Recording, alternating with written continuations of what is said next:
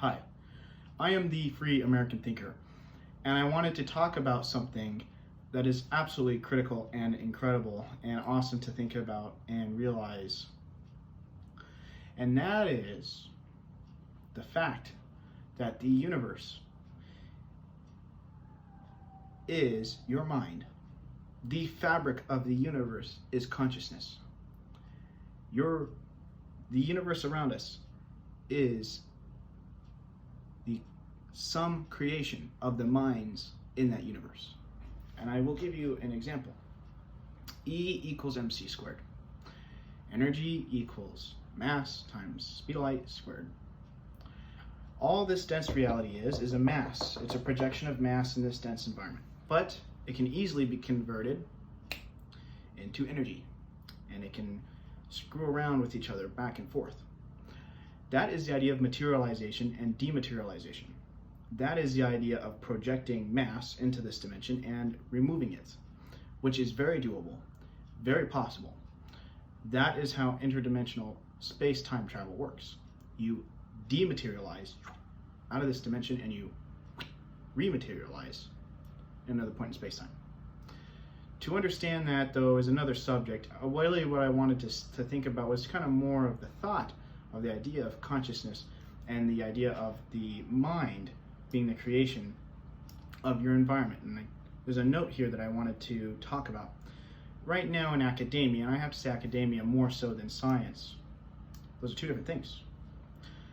Right now what we are wrestling with is the argument of, is our mind the product of the atoms, the biology, the cells, the carbon atoms that make up the neuron tissue and stuff, or is it the other way around, which is the world is derived from our thoughts first. Our consciousness is the source of all things, and the projection of atoms around us exists because of our minds and because of the Creator, God.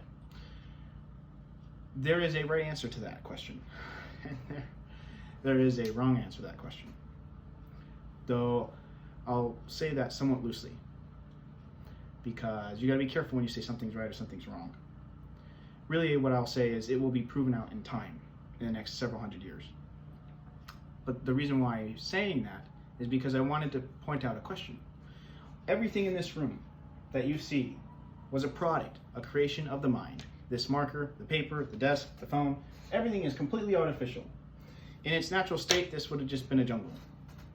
What put these things in place onto this plane on Earth? Minds, conscious minds. Let's take a thought experiment. Let's take a computer monitor or a TV. Let's go with a TV. If we were to take a TV and we were to go back in time 10 million years and go to the jungle, and we were to put the TV in the jungle, would it exist? No, it would not exist, and it would disappear like that the moment you injected it into the time field of that point in space-time on the planet. Why? Because the minds that created it are not there. When I first heard this, I thought it was absurd. But over the years, it has become very apparent to me that that is absolutely true. And the understanding of that is actually quite profound, that it is true. So, what does that mean? This is a time field. When you create something, you pop it into this dimension. When you destroy it, you pop it back out. It is essentially all a creation is, say this marker, is the mind rearranging the atom structure that would not have otherwise existed in its natural state on this Earth in terms of the natural flow of biology. We created chemicals, we processed, fossil fuels. We did all these things to rearrange and create ink and pigment and plastics and squishy materials for the felt marker. Without the human mind, it would never have created. It would never have existed. That is why if we are to go into some of the ET crashes that happened in the 40s and 50s, that they've been happening for a long time, and we'll get into the videos about that too. But if we were to discuss that, the answer is that almost all of the ET crashes of the vehicles that have been here are gone.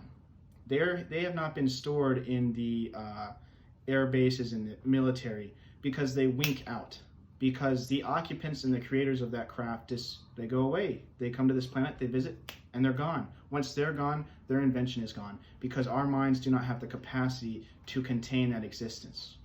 They're gone. Where did they go? I don't know, but they're gone. So I wanted to think about that. I wanted to bring that up as a point of contention, because that really is a very critical understanding, to know that the world that you are living in is a pure creation of your mind. And we will go further into that, and we will learn and discover that more in the future videos. God bless the future, God bless the truth is inside of you.